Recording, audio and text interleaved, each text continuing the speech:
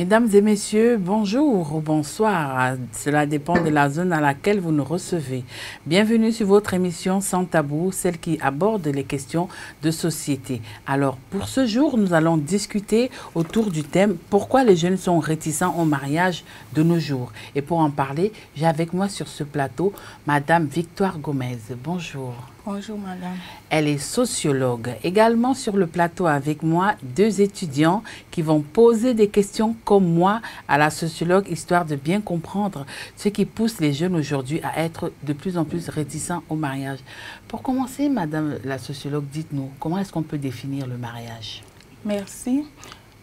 Le mariage, pour définir simplement le mariage, on peut dire que c'est l'union entre deux personnes et c'est une union librement consentie. Le mariage, c'est aussi l'acte juridique qui organise la vie commune entre les époux. Dans notre contexte béninois, il y a plusieurs types de mariage. Donc, le mariage que nous venons de définir, nous pouvons l'appeler, ce qui est communément appelé le mariage civil, le mariage à l'état civil, qui est célébré par l'officier d'état civil. Nous avons le mariage coutumier, ça se passe entre les deux familles, et il y a le mariage religieux. Donc voilà ce que je peux dire. Alors, aujourd'hui, on constate que ce soit la jeunesse féminine, que ce soit la jeunesse masculine, la jeunesse en gros, est réticent de franchir ce pas. Pourquoi? Pourquoi les jeunes sont réticents par rapport au mariage? C'est vraiment une préoccupation de nos jours. Non seulement dans notre pays, nous constatons cette réticence, mais c'est aussi un problème à l'échelle mondiale même. Ça se passe dans tous les pays du monde. On pourrait dire que c'est un phénomène qui survient avec l'évolution du monde. Les réalités changent, la vie évolue, donc les comportements aussi et les attitudes aussi évoluent. Et nous devons remarquer qu'il y a l'éducation, la scolarisation qui fait que de plus en plus les jeunes sont préoccupés par les études. Si les jeunes doivent aller loin dans les études, il faut aller jusqu'à 25-35 ans. Donc, pendant qu'on est préoccupé par les études, on ne saurait penser au mariage. Donc, c'est une première cause qui fait que de plus en plus, on constate que le mariage ne se passe plus vraiment dans les mêmes, très rapidement, comme ça se passait avant. Mais une fois le diplôme obtenu, sinon les études finies, il y a que les jeunes font face maintenant au problème de l'emploi. Oui. Il y a la recherche de l'emploi aussi qui fait qu'on commence à remettre toujours à demain. Et la situation économique ne facilite pas les choses parce que quand on parle de mariage, c'est une question de responsabilité. Responsabilité envers le conjoint et aussi responsabilité par rapport aux enfants qui vont venir parce que le mariage est le début, sinon le fondement même de la famille.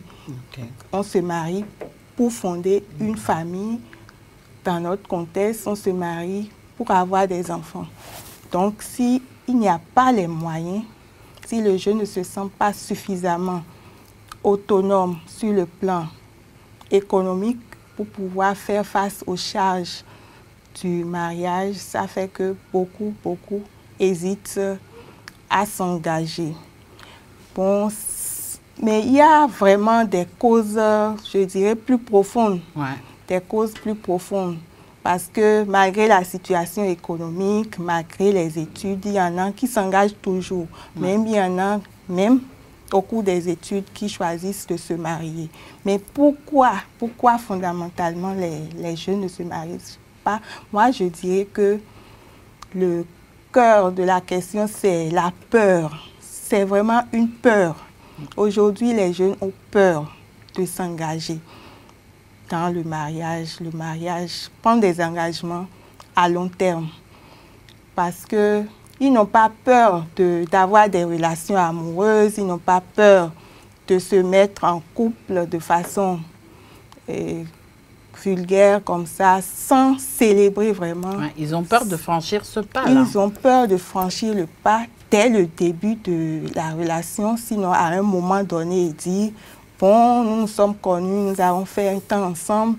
Maintenant, pour fonder un foyer, pour nous mettre vraiment ensemble, pour commencer la vie de couple et faire des enfants, concrétiser le mariage, l'officialiser devant l'officier d'état civil ou devant les autres institutions dont j'ai parlé, soit en famille ou à l'église ou à la mosquée.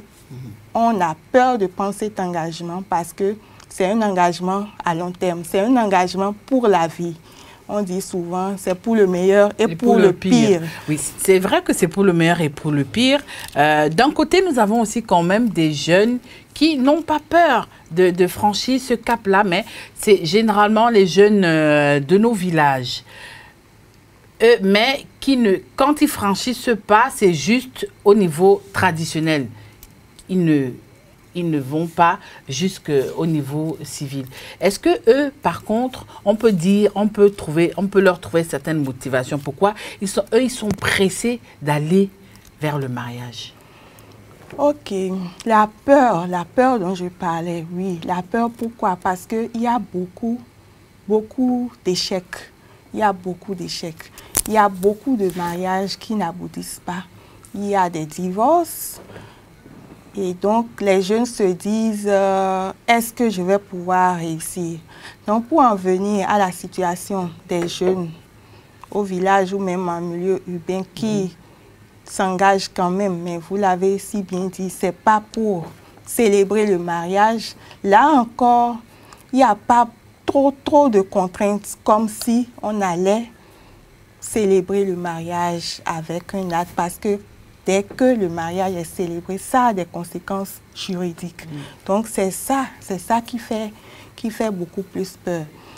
D'une manière ou d'une autre, qu'est-ce qui motive les autres qui sont peut-être en milieu rural? C'est parce qu'il y a peut-être encore des modèles, des exemples de mariage qui leur permettent quand même de faire l'expérience. Ils ont vu la norme dans leur milieu, c'est que quand la fille surtout naît, elle est destinée au mariage. Et très tôt, elle est éduquée dans ce sens. Elle est éduquée dans ce sens, elle est préparée pour aller au mariage le plus tôt possible. Dans certaines régions de notre pays même, dès les premières règles, la fille ayant déjà un prétendant, le mariage est rapidement organisé pour qu'elle n'ait pas les troisièmes règles chez ses parents. Oui, donc, mais là, ce n'est pas des mariages d'amour. Ce n'est pas des mariages d'amour. Je veux juste dire là qu'il y a la formation, il y a l'éducation qui fait que les jeunes, soit selon le milieu dans lequel ils se retrouvent, ils ont cette ambition. Si l'éducation de l'enfant ne lui permet pas d'avoir des éléments qui valorisent le mariage, si à travers son éducation, il n'y a pas, comment je vais dire, un modèle de mariage qui est vraiment transmis, que le jeune vit et tout ça. Et si dans son environnement, ce que nous connaissons aujourd'hui, c'est la dépravation, c'est le libertinage sexuel. Donc les jeunes se connaissent, les jeunes voient comment ils se comportent et personne, quel que soit ses propres comportements, n'a pas envie de se mettre en couple, n'a pas envie de prendre un engagement à long terme avec quelqu'un qui ne saurait être, en qui ne pourrait pas avoir confiance totalement. Donc pour ça, souvent les jeunes disent, on va s'essayer d'abord, on va commencer pour voir, bon, on se met juste ensemble, on commence pour voir ce que ça va donner. Et au fil des années, si les choses vont mieux, on peut alors concrétiser la relation, on peut faire la régularisation, mais si ça se passe mal, très vite, on peut se séparer. Mais au fil des années, parfois, ça devient, comment dire, une relation à longue manche où, au finish, parfois, ça ne se concrétise même pas par un mariage. À ce niveau-là aussi, qu'est-ce qui peut justifier ça? C'est toujours cette peur-là de pouvoir sauter le pas? Oui, je crois que c'est toujours la peur. Hein. C'est toujours la peur qui peut justifier ça. Je crois bien que vous êtes en train de parler des couples qui restent ensemble. Oui. Tout se passe bien, il y a les enfants, on est là, mais on vit définitivement en concubinage. Oui, ou en union libre. Oui. Oui. C'est toujours la peur et la perte des valeurs, parce qu'on ne donne plus vraiment toute sa place, toute sa valeur à cette institution qu'est le mariage. Alors, nous allons un peu avancer dans cette discussion, Madame Gomez. On constate aussi que nous avons cette catégorie de jeunes femmes. Elle préfère avoir son enfant ou ses 2 enfants, mais sans toutefois vouloir s'engager. Elle préfère son indépendance. Et à ce niveau-là, la sociologue que vous êtes, comment est-ce qu'on peut analyser ce comportement-là? Ce genre de, ces jeunes filles-là, comment est-ce qu'on peut analyser leur comportement? Merci. Je vais toujours revenir au manque de confiance, à la peur, à l'éducation de base que ces enfants-là ont déjà reçu dès leur jeune âge. Et dans quelle famille ces jeunes ont vécu? Est-ce que leurs propres parents étaient mariés? Est-ce quel exemple, quel modèle de vie les parents même ont vécu? Et quel exemple ces jeunes ont reçu pendant qu'ils étaient encore plus jeunes par rapport au mariage? Parce que si au cours de l'enfance, de la période de l'enfance, de l'adolescence, les jeunes ont vécu dans des environnements vraiment peu favorables au mariage, soit c'est des familles monoparentales ou bien c'est des familles recomposées, il y a tout le temps de problèmes, et même si c'est des couples bien mariés, quand les enfants n'ont pas vécu avec des parents mariés qui ont su leur transmettre cette valeur-là du mariage, qui ont pu mener une vie vraiment qui inspire l'envie auprès de ces jeunes, je crois que déjà, depuis l'adolescence, ils se posent déjà des questions. Depuis l'adolescence, ils prennent déjà position et se disent, moi, c'est pas la peine que je m'engage dans un truc comme ça. De toutes les manières, qu'est-ce que ça va m'apporter? Est-ce qu'au nom de la peur, c'est toujours cette peur-là qui fait en sorte que les gens ne puissent pas véritablement s'engager dans des relations, s'engager dans le mariage? Quand on prend un peu le cas des jeunes garçons qui, une fois terminé ses études, il estime que non, il va falloir qu'il ait beaucoup de pactole, qu'il ait suffisamment d'argent pour se marier. Est-ce qu'à ce niveau-là aussi, c'est une question de peur? Parce que moi, je veux comprendre. Est-ce que c'est cette peur-là qui amène aussi ces jeunes garçons à être réticents? Oui, c'est une question de valeur. Parce que c'est vrai que la situation économique, on a peur par rapport à ça. Si je m'engage, c'est des responsabilités. Il faut faire face aux besoins de la femme. Il faut faire face aux besoins des enfants, les entretenir, les éduquer. Vous allez voir même ceux qui se marient ont peur aujourd'hui. Sinon, décide de ne pas faire beaucoup d'enfants. Donc, c'est toujours la crainte de faire face à beaucoup de charges. Et dans ces conditions, il y en a toujours qui s'engagent, comme je l'ai dit. Mais ça dépend de la valeur qu'on donne à la chose, qu'on donne à l'institution. Donc, quelles que soient les conditions, si au cours de l'éducation, si au cours du parcours, on a quand même pu avoir des éléments qui permettent de donner un sens, une valeur à la famille, qui permet de savoir quels sont les avantages du mariage dans la vie d'un être humain, dans la vie des enfants qui vont venir de cette union. Donc, ça dépend de la valeur qu'on a pu se faire, qu'on a pu se construire par rapport au mariage, qui fait que dans telle ou telle condition, on puisse vraiment faire ce choix et franchir le cap. Il y a encore quelques années de ça, nos parents, ils n'avaient pas peur du regard de la société. Quand il s'agissait de s'engager, ils s'engageaient réellement. Mais les jeunes d'aujourd'hui, est-ce qu'ils ont encore vraiment peur du regard de la société? Est-ce que le qu'en dira-t-on les fait encore peur? Justement, par rapport au mariage aujourd'hui, on pourrait même dire que la norme, ce qui devient normal aujourd'hui, c'est le fait de se mettre d'abord ensemble et d'essayer. Et même des fois, quand il y a les conditions économiques favorables, il y a même des jeunes qui disent, même par rapport au mariage traditionnel, il y en a qui ne veulent même pas. Il y a des familles, des parents même, contrairement à ce qui se passait avant. Si un enfant atteint un certain âge et n'a pas encore fait un choix, ça devient une préoccupation pour les parents. Mais aujourd'hui, certains parents diront même, non, faites d'abord un enfant d'abord. Donc, la norme aujourd'hui, ce n'est plus tellement le mariage. Oui, mais l'enfant n'est pas aussi une garantie de mariage. Justement, mais c'est que la célébration du mariage, la concrétisation du mariage aujourd'hui ne préoccupe plus tellement cette couche de la population dont nous parlons. Mais toujours est-il que dans les milieux ruraux, c'est toujours d'actualité. Est-ce qu'au niveau des milieux ruraux, nous pouvons avoir quand même quelques statistiques au niveau de notre pays, le Bénin?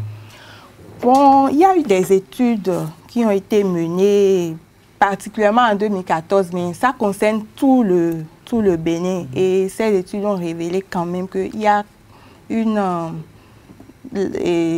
tranche importante des jeunes qui se marient quand même. Par exemple, 32% des filles de 15 à 19 ans étaient en union au moment de l'enquête. 31% des filles de moins de 18 ans sont mariées, contre 6,1% des garçons de la même tranche d'âge. Donc voilà, on sent qu'il y a quand même des régions où les enfants se marient plus tôt comparativement à ceux, disons, du milieu urbain qui sont préoccupés par les études, qui attendent longtemps après la majorité. Ils se marient plutôt pour faire plaisir aux parents ou pour se faire plaisir à eux-mêmes? Parce qu'on ne se marie pas pour se marier. Il faut aussi dire que quand on se marie, c'est pour être heureux.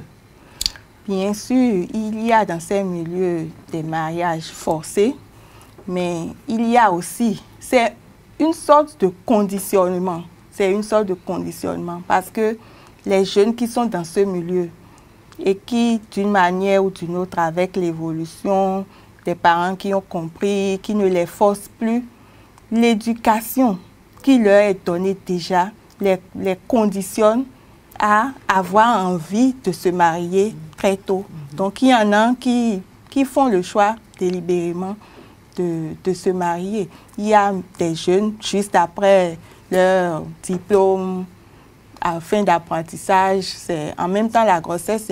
Nous avons suivi un peu ces dernières années le phénomène des grossesses en milieu scolaire. Oui. Ce n'est pas toujours des cas de mariage forcé. C'est des jeunes qui, dans leurs expériences, décident. Il y a des études qui ont été menées et contrairement à ce qu'on pense des grossesses non désirées, il y en a qui désirent vraiment commencer leur vie conjugale à ces âges-là. Alors, nous allons permettre aux étudiants qui sont sur le plateau avec nous de poser quand même une question ou deux questions à l'invité. Je vais commencer par le jeune homme. Je vous remercie. Vous venez, dans votre conversation, vous venez de dire que les jeunes ont peur de franchir ce pont. Est-ce à dire que c'est la faute aux télénovelas? Parce que dans les télénovelas, juste après le mariage, quelques temps après, la femme ou l'homme demande le divorce. Merci beaucoup. Je ne suis pas fan des télénovelas, mais quand même, le divorce, j'ai fait allusion à ça tout à l'heure. Ce n'est pas que dans les feuilletons et ce n'est pas que dans les pays occidentaux non plus. le divorce aujourd'hui, c'est un fait de société chez nous au Bénin. Et c'est effectivement l'un des éléments qui font peur aux jeunes parce que beaucoup de mariages échouent. Donc, soi-même, on a peur d'échouer. On voit le comportement des pères, de ces pères, les jeunes, comment ils se comportent. Et on n'a pas envie vraiment de s'engager et d'échouer. Il n'y a plus la confiance. Il n'y a plus la confiance à cause des comportements sexuels, à cause des infidélités dans le couple, à cause du non-respect entre les conjoints, de tout ça. On a peur de ça, oui. Oui, mademoiselle. Merci beaucoup. Vous avez dit qu'il y a des régions où les jeunes se marient plus tôt.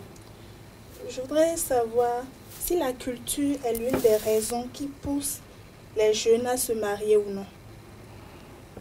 Bien entendu. La culture est l'une des raisons. Des raisons.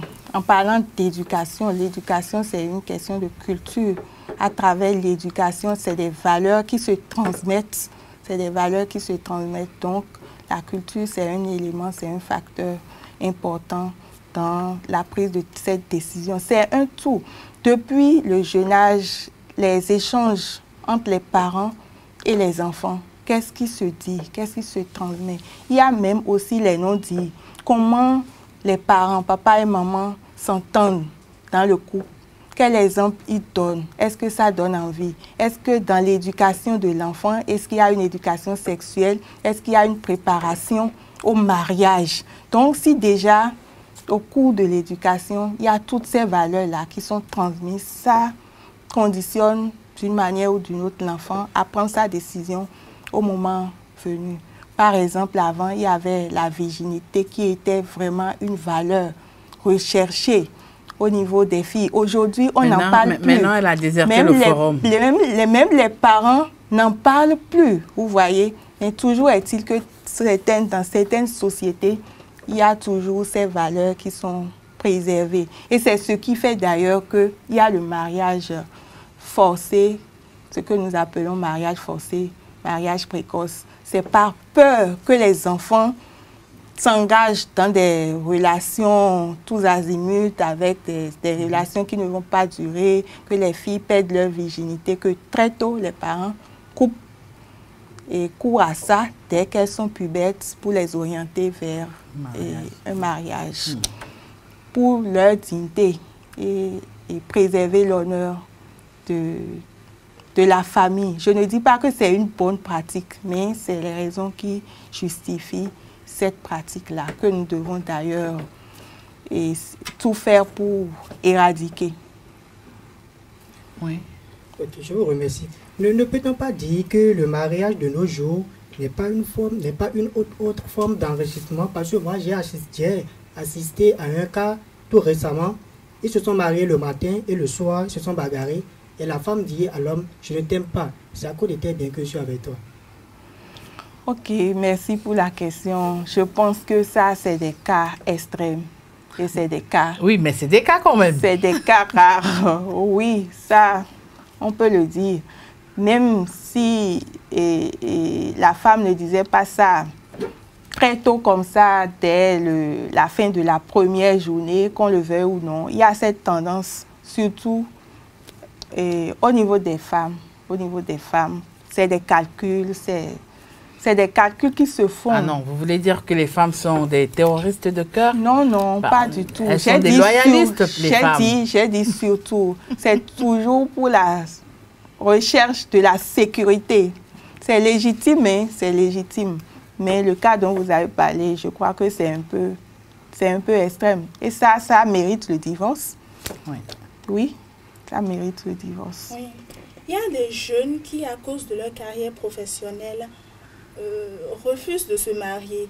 Ils disent qu'ils ne veulent pas faire souffrir une femme et des enfants parce qu'ils sont obligés de voyager, ils ne sont pas au pays. Est-ce que c'est une raison valable? Les faux fuyants. Pour moi, c'est leur choix. On respecte leur choix, mais ce n'est pas une raison valable.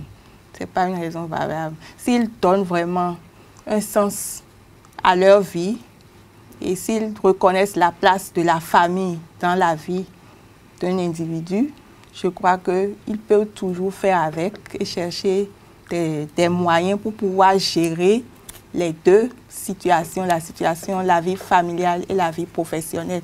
Il y a plein d'exemples. Hein. Je ne sais pas. Beaucoup de couples aujourd'hui vivent séparés à cause du travail. Il y en a qui sont dans le même pays, dans des régions différentes, mais il y en a qui sont dans des pays différents. Mais s'ils le veulent bien, ils essaient toujours de trouver des moyens pour se voir de temps en temps. Est-ce que la réticence au mariage n'est pas aussi un effet de mode? Je m'explique. Moi, j'ai assisté à un mariage où le jeune homme avait 25 ans, la jeune fille avait 23 ans. Et un an après, jour pour jour, ils ont divorcé. Dans ce cas-là, est-ce que c'est pas... C'était quoi les... est-ce qu'ils étaient prêts à sauter ce pas-là? Parce qu'après, on s'est rendu compte que les deux n'avaient pas eu le temps de faire la vie. C'était école, maison. Une fois qu'ils ont fini, ils ont été poussés par les parents à se marier. Mais après, ils ont divorcé. Ce qui fait que jusqu'à ce jour, la fille, elle est là. Elle n'a pas d'enfant. Elle n'est pas mariée. C'est dans sa tête, si j'ai mon enfant, c'est bon pour moi. Par rapport à ce cas-là, comment est-ce qu'on peut analyser ça? Oui, divorce après 1 an de mariage, oui, si on n'est pas suffisamment préparé, si on ne sait pas ce que c'est que le mariage, la vie en couple, si on n'a pas suffisamment d'exemples, si l'engagement n'était pas vraiment, comment je vais dire, sérieux, si les deux n'avaient pas bien mesuré la teneur ou bien l'ampleur de l'engagement qu'ils ont pris, bon, ça se solde comme ça. Et c'est ce qu'on a dit, c'est pour ne pas en venir à ces situations que les autres, justement, refusent de s'engager. Parce que la vie en couple, c'est pas facile. C'est pas du tout facile. Donc, si on ne prend garde, personne ne pourrait vraiment le faire parce qu'il y a toujours des difficultés, il y a toujours des hauts et des bas. Donc, c'est justement au nom de cet engagement-là qu'on arrive à résister, qu'on arrive à gérer les situations. Donc, ce n'est pas pour rien que c'est institutionnalisé. Si c'est vraiment libre, bon, on est là, c'est entre nous deux, il n'y a aucune contrainte, c'est facile de se séparer. Donc, mais quand c'est un engagement qui a été pris et de façon officielle devant la famille, devant l'État, ainsi de suite, on se rappelle au moins de ça. On réfléchit, on se rappelle de l'engagement qui a été pris. On regarde un peu et le regard des autres, qu'est-ce que la société va en dire. Donc, s'il y a tout ça, il y a des retenues. Mais quand il n'y a pas ça et quand il n'y a pas la maturité, devant les difficultés, très vite, on se dit, merde, à quoi bon continuer? Le fait que les jeunes soient réticents par rapport au mariage, est-ce que cela a des inconvénients au niveau de la société? La sociologue que vous êtes, est-ce que cela peut impacter la société? Bien entendu.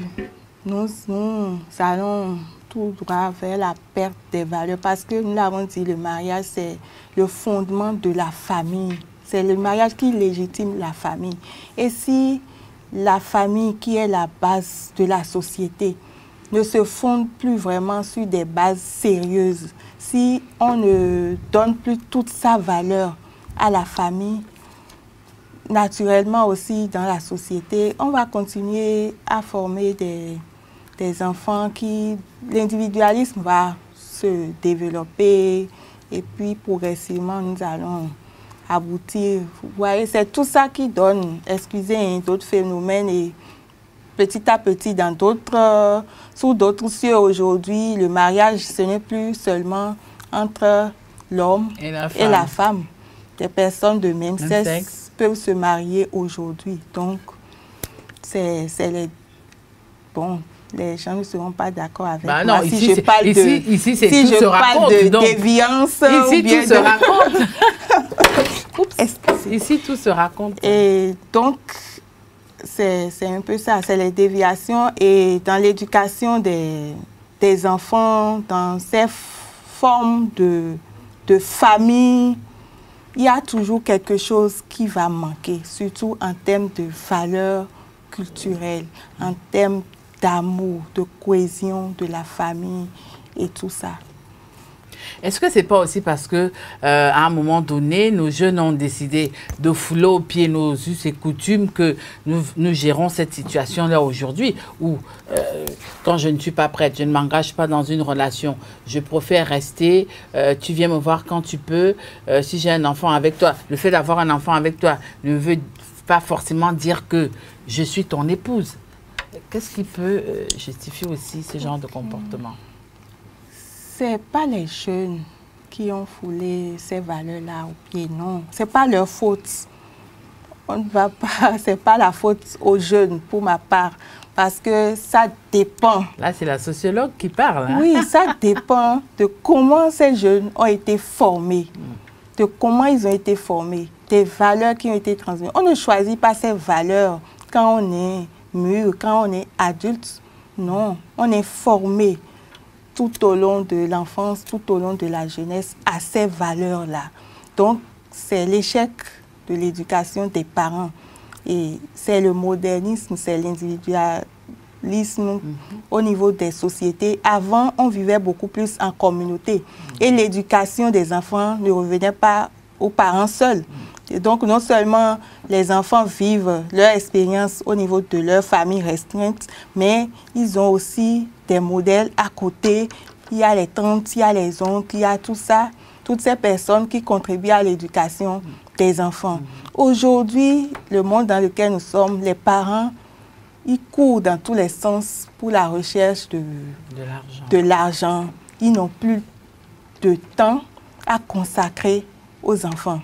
Ne serait-ce que par rapport à l'encadrement des enfants, au suivi scolaire des enfants, il y a des problèmes. Quel temps ils ont alors à pouvoir échanger, à pouvoir transmettre toutes ces valeurs aux enfants? Ils n'ont plus ce temps. Eux-mêmes, ils connaissent très peu leur culture.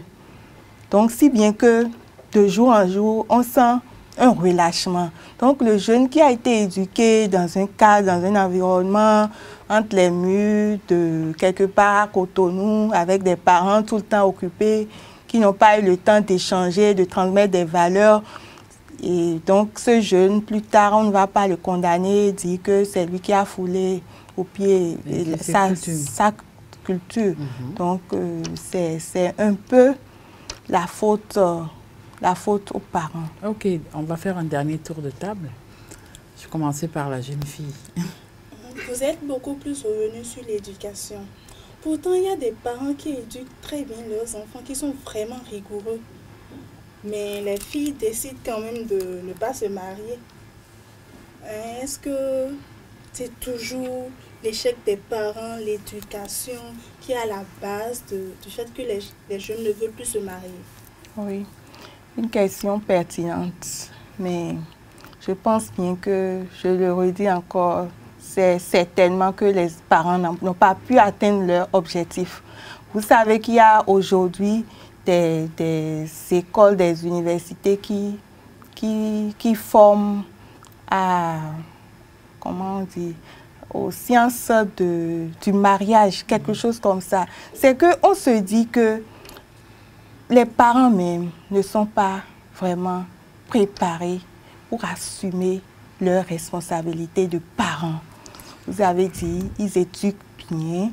Certains éduquent bien leurs enfants avec la rigueur et tout, mais s'il y a un mais, c'est que les parents ont échoué dans leur mission. Peu importe les moyens qu'ils ont utilisés, ils n'ont pas su choisir les meilleurs moyens, les meilleures méthodes pour pouvoir transmettre comme cela se doit leur message ou bien l'éducation qu'ils ont voulu donner aux enfants. Ouais. Peut-on dire que c'est parce que les jeunes ne croient plus en Dieu qu'ils ont peur d'aller au mariage? Oui, parce que en réalité, la religion aussi est un grand facteur, oui, dans l'éducation. Et aujourd'hui, c'est vrai, la croyance, ça joue une grande part dans tout ce que nous disons.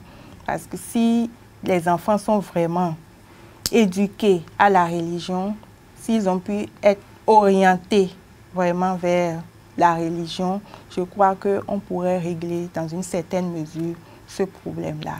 Parce que c'est, comme je l'ai dit, c'est une institution aussi divine, qu'on le veuille ou non, le mariage. Donc, si vraiment les jeunes sont orientés dedans, ils sont formés aussi sur le plan religieux, je crois que ça pourrait aider à régler le problème. La sociologue que vous êtes, est-ce que vous pouvez nous dire aujourd'hui si le mariage est vraiment une fin en soi? Ça, si le mariage est une fin en soi. Oui. Le mariage, je l'ai dit tantôt, c'est le mariage qui fonde la famille légitime. Et nous sommes dans une société qui a des normes, qui a des règles et tout. Donc, si nous voulons vraiment construire une société digne de ce nom, je crois que c'est fondamental.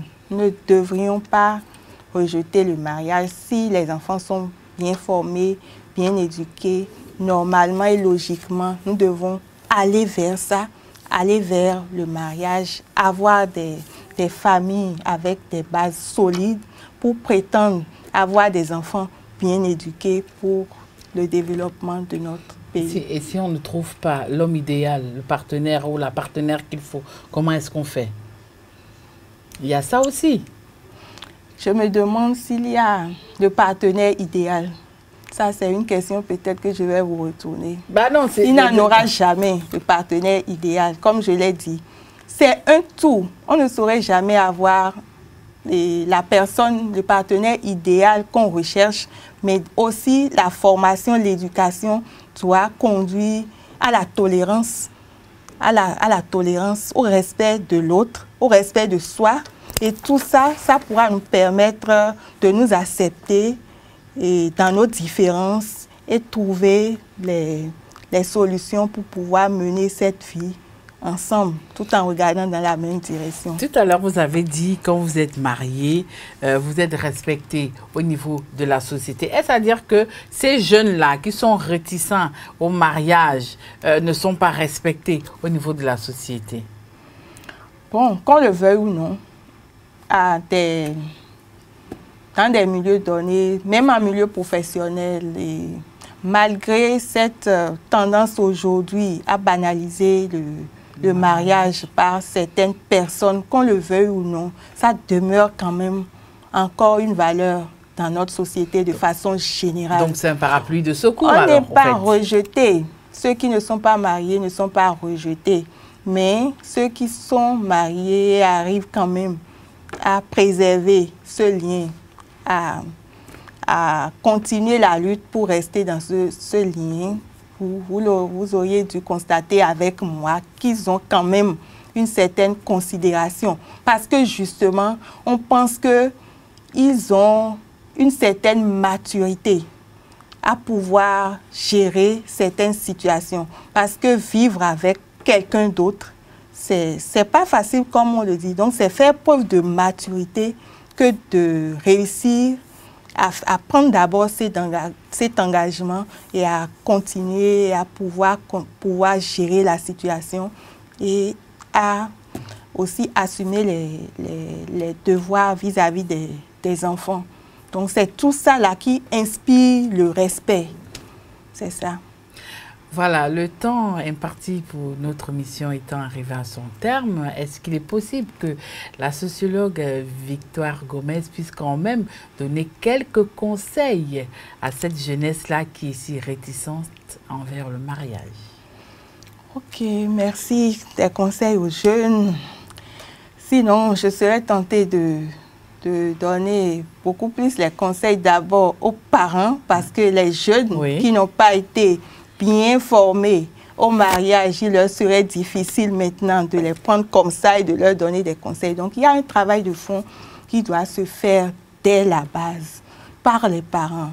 Donner, inculquer cette valeur-là aux enfants dès leur jeune âge, dès la prime enfance même. D'accord, dès la prime enfance, on peut déjà inculquer la valeur du respect, du mariage, très progressivement, petit à petit, former les enfants en fonction de leurs âges. Et je crois que si on arrive à réussir ce travail, et à l'âge de prendre cet engagement, les jeunes ne vont plus hésiter. Mais ceux qui hésitent toujours, je pourrais leur dire de prendre leur courage à deux mains. Ce n'est pas si compliqué que ça. C'est pas de la mer à boire. C'est possible, c'est faisable parce que d'autres l'ont fait. C'est juste faire preuve de tolérance, comme je l'ai dit, et puis preuve de responsabilité, et tout se passera bien. Voilà, fin de notre émission. Nous avons discuté ce soir autour de la thématique « Pourquoi les jeunes sont réticents au mariage ?» Et pour en parler, on avait sur ce plateau Madame Victoire Gomez, elle est sociologue. Au revoir, bye bye.